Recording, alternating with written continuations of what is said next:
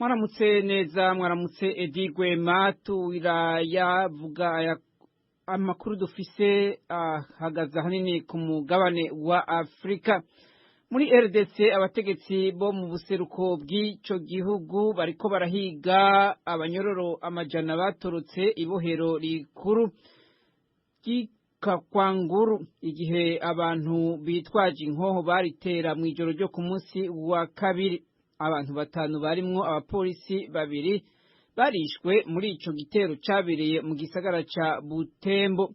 Colonel Polo Ngoma, umukuru w'igipolisi c'i Butembo, yavuze ejo ku munsi wa kane ko igipolisi kimaze gufata 50 mu banyororo batorotse. Ngoma yabwiye Ijwi rya Amerika ko bamwe mu bafashwe bari binyegeje mu miryango yabo, abandi mu mazu y'abagenzi babo. Yavuze kandi ko abapolisi bariko bararondera abandi banyororo bangana amajana batarafatwa. Abategetsi bavuga ko abatorotse bari abicanyi ruhebwa, kandi benshi muri bo bafunzwe bagirizwa ubwicanyi no gufasha imihari y'iterabwoba. Anthony Mwalushayi, umuvugizi w'igisirikare ca Kongo kiri mu bikorwa byo kurwanya imihari yitwaje ibigwanisho, yavuze ko umuhari ADF ari wo wateye uranatorokesha abo banyororo. Mu 2020 uwo muhari ADF nyene warateye kandi ibohero muri Beni mu buraruko bushira ubuseruko utorokesha abanyororo barenga 1000. Nayo muri Nigeria, igisirikare ca Nigeria kigwanira mu kirere cyatangaje ko ibitero by'indege cyakoze muri indwi byishe abagizi ba nabi 55 bazwi mu kunyuruza abantu kugira bababyaze umusaruro w'amafaranga imbere yo kubarekura. Umuvugizi w'ico gisirikare yavuze ko inyuma y'ivyo bitero abo bagizi ba nabi barekuye abantu bari baragize imbohe. Leta ya Nigeria yama yidogewe ko yananiwe no guhagarika abanyuruza abantu hamwe n'ibitero by'abajihadiste. Ibyo bitero by'indege bikozwe haheze indwi Perezida wa Nigeria Muhammadu Buhari akoranije inama rukokoma ku mutekano w'igihugu, avuga ko yahaye abajejwe umutekano uburenganzira bwose bwo guhangana n'abo bakora iterabwoba. Nigeria imaze imyaka irenga 12 igwanya intagondwa zigendera ku byumviro bya Kisilamu. Mu ntango z'indwi kandi igipolisi ca Nigeria cyaratangaje ko cyafashe abantu 4 bakekwa ko bafise uruhara mu gitero cyakozwe kw'isengero Katolika, aho hasize ubuzima abakristo 40 muri leta ya Ondo iri mu manuko bushira uburengero bw'ico gihugu. Washington, Ijwi rya Amerika.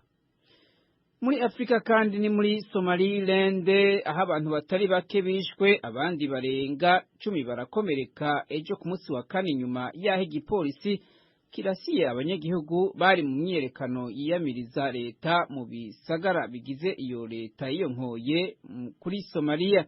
Abayoboke b'imigambwe itavuga rumwe na leta hamwe n'abayibonye bavuze ko abanyagihugu amajana bihereje amabarabara ku mugwa mukuru Hargeisa hamwe no mu bisagara bya Burao na Erigavo, hari nyuma yaho ibiganiro hagati ya leta n'abatavuga rumwe nayo bihagarariye kubera kutumvikana. Imigambwe itavuga rumwe n'ubutegetsi muri Somaliland ivuga ko abategetsi barondera gutevya amatora y'umukuru w'igihugu ategekanijwe kuba mu kwezi kw'icumi uyu mwaka. Ingingo ya leta yo kwakira imigambwe mishasha niyo yatumye abatavuga rumwe na leta bafatwa n'agashavu, bagasigura ko ari uburyo leta irimwo bwo kugabanya inguvu zo guhangana na leta mu matora. Ico gice ca Somalia cahoze mu bukoloni bw'Abongereza catangaje ko cikukiye kuri Somalia mu 1991, ariko nticemerewe n'amakungu nk'igihugu cigenga. Washington, Ijwi rya Amerika. Nayo muri Ethiopia, leta y'ico gihugu hamwe n'abagwanya ubutegetsi b'abatigre baragize ibiganiro vya mbere imbona nkubone.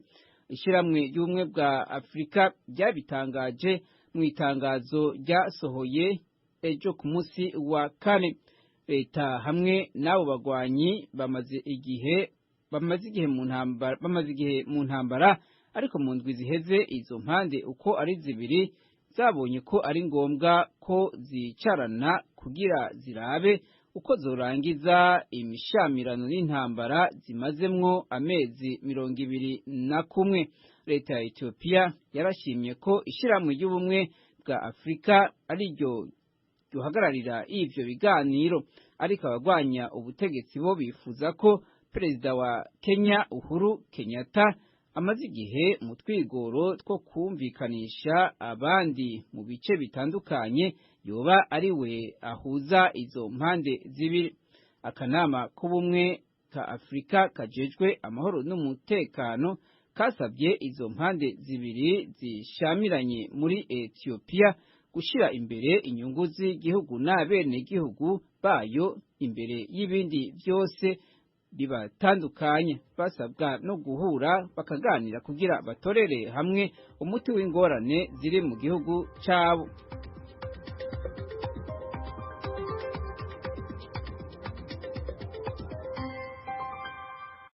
Arakoze Aloise Bigirimana utugejejeho ayo makuru avugwa hirya no hino ku isi.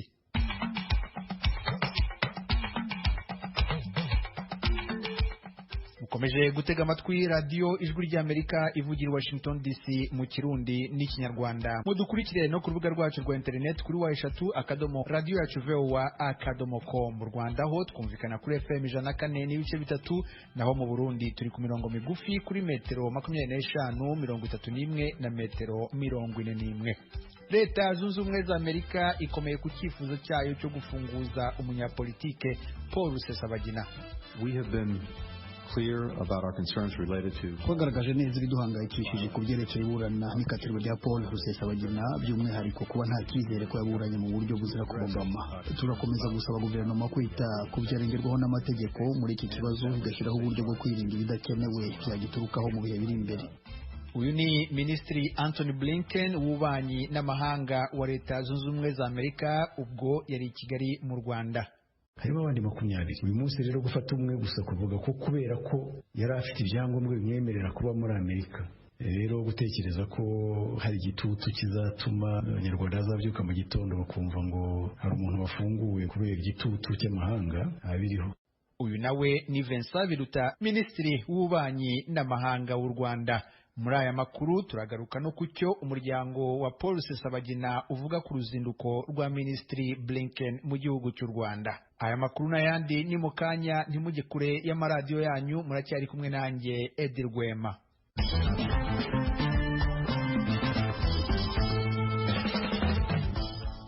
Amakuru yo mu karere k'ibiyaga bigari. U Rwanda na Leta Zunze Ubumwe za Amerika ntibyemeranya kwifatwa n'ifungwa ry'umunyapolitike Paul Rusesabagina Leta Zunze Ubumwe za Amerika isabira gufungurwa.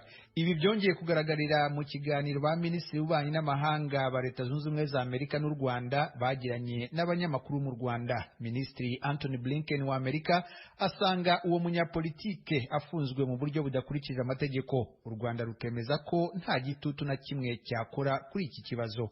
Ni inkuru y'umunyamakuru w'Ijwi ry'Amerika Asumta Kaboyi. Mbere yuko agirana ikiganiro n'abanyamakuru, Minisitiri Blinken n'intumwa ayoboye mu ruzinduko rw'iminsi 2 mu Rwanda yagiranye ibiganiro na Perezida Paul Kagame. Blinken yasobanuye ko ibiganiro byabo byagarutse ku mubano hagati y'ibihugu byombi, ikibazo cy'umutekano muke mu burasirazuba bwa Repubulika ya Demokarasi ya Kongo kimaze iminsi, n'ikibazo cy'umunyarwanda Paul Rusesabagina ufite uburenganzira bwo gutura muri Amerika ubu ufungiye mu Rwanda. Ku mutekano mu karere, Blinken yabwiye itangazamakuru ko igihugu cye gishyigikiye ingamba zafashwe ku rwego rw'akarere zirimo ibiganiro bya Nairobi bihuzwa na Perezida Uhuru Kenyatta n'izindi ngamba z'u Rwanda zigamije umutekano n'ituze mu karere k'ibiyaga bigari. Yavuze ko hari amakuru adashidikanywaho yemeza ko u Rwanda rushyigikiye umutwe wa M23 ndetse ko n'igisirikare cya Kongo gitera inkunga umutwe wa FDLR urwanya ubutegetsi bw'u Rwanda. Kuri iyi ngingo yavuze ko yabivuganye n'abategetsi bombi, abasaba kugerageza guhosha ayo makimbirane no gufasha kurandura iyi mitwe. My message to both ubutumwa nahaye abakuru b'ibihugu byombi Kagame na Tshisekedi ni bumwe: inkunga iyo ari yo yose cyangwa imikoranire n'umutwe witwaje intwaro ishyira mu kaga imiryango mu burasirazuba bwa Kongo kandi ikanahungabanya umutekano muri rusange. Buri gihugu cy'akarere kandi kigomba kubaha ubusugire bw'ibindi bihugu. Ubu butumwa kandi nibwo Leta Zunze Ubumwe za Amerika boha n'ibindi bihugu by'akarere. Twabonye aho kunanirwa kubahiriza iri hame bishobora kugeza abantu ingaruka zitabarika z'ubugizi bwa nabi bumaze imyaka 40 mu burasirazuba bwa Kongo bwahitanye ubuzima bw'abantu barenga miliyoni 5, izindi miliyoni nyinshi zikurwa mu byabo. Ku ruhande rw'u Rwanda, Minisitiri w'Ububanyi n'Amahanga w'u Rwanda Vincent Biruta yasobanuye ko ibyo Kongo ishinja u Rwanda gufasha umutwaro M23 atari byo. Ntabwo u Rwanda ruzigera rurenga imipaka rugiye gufasha uwo ari we wese mu bikorwa arimo icyo yaba aharanira cyose. Nanone ariko igihe umutekano w'igihugu ubangamiwe, ukaba ubangamiwe n'abantu babarizwa hanaha, kuko byerekeye n'ubusugire bw'igihugu, ntabwo bivuga ngo umuntu agomba kuba yakinjiyemo.